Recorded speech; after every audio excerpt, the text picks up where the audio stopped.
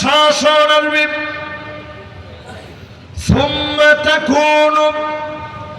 خلافة على منهاج نبوة নবুয়তের শাসন আসবে আবার এই পৃথিবীর ভিতরে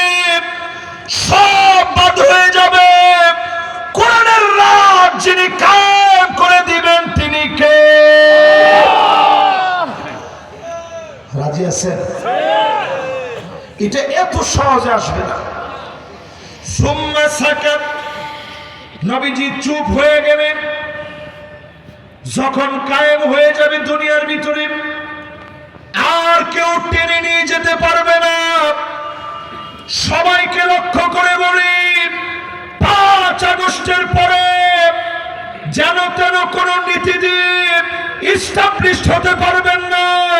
যদি টিকতে হয় ঐক্যবদ্ধ হয়ে আল্লাহর কোরআনকে আঁকড়ে ধরা লাগবে রাজি আছেন এবার আসেন আমার আপনার কার্যক্রম কি এই কোরআন থেকে 8টা কার্যক্রমের কথা আপনাদেরকে শোনাবো জোরে কোন কয়টা ন্যায় বিচার প্রতিষ্ঠায় আমাদের দায়িত্ব 8টা কার্যক্রম আপনাদেরকে শোনাই দিব আল্লাহ যদি তৌফিক দান করেন ইনশাআল্লাহ 1 নম্বর কার্যক্রম وأن يحكم بينهم بما أنزل الله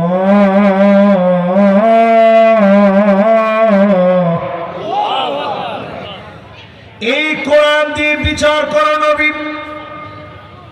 এই আয়াতে কারিমা দিয়ে আল্লাহ বোঝায় দিলেন জমিনের ভিতরে অন্য কোনো কিছু দিয়ে না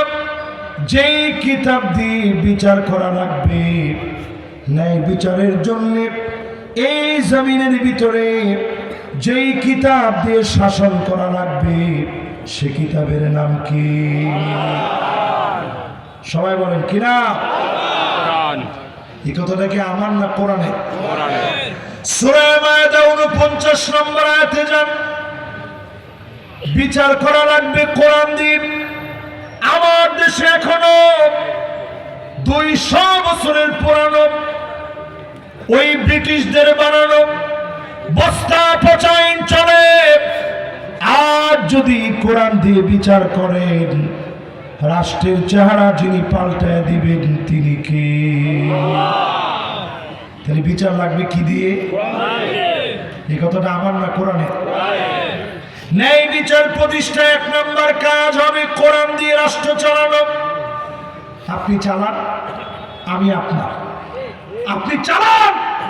আজকে থেকে আমি আপনার লোক সবাই তো ঠিক করে না জোরে বলেন এদিকে আপনাদের কষ্ট লাগে না 2 নম্বরে আল্লাহ আমাদেরকে কাজ দিলেন ওয়ালা তাত্তাবিহু মন গড়া বিচার চলবে না ঠিক তো কয় না মন গড়া বিচার